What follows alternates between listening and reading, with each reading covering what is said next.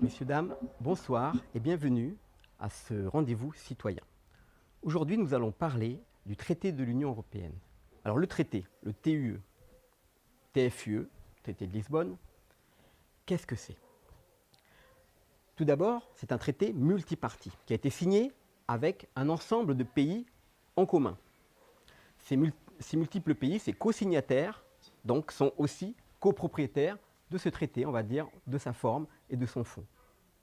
On ne peut donc pas modifier seul un traité comme celui-ci. Il faut d'ailleurs l'unanimité des pays membres pour en modifier quelques articles.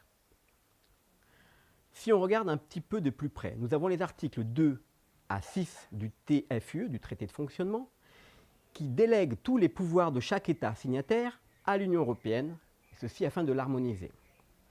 Nous avons donc les pouvoirs régaliens de l'État français donc, qui ont été transférés à l'Union européenne. Nous avons la concurrence, le marché, la douane, la politique économique, donc le social, la santé, les retraites, le travail. Et nous avons également la monnaie, donc la monnaie commune. Cette politique et la politique douanière.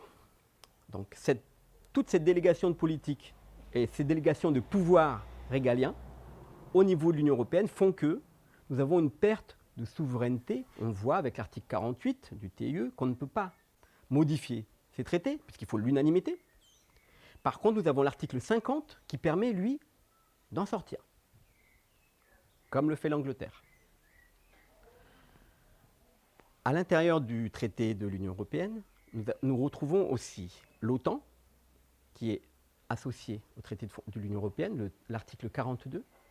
L'OTAN, donc, nous avons Schengen, la libre circulation des personnes, mais nous avons également la libre circulation des biens et des capitaux. C'est-à-dire qu'il est interdit à un État d'interdire la libre circulation des biens et des capitaux.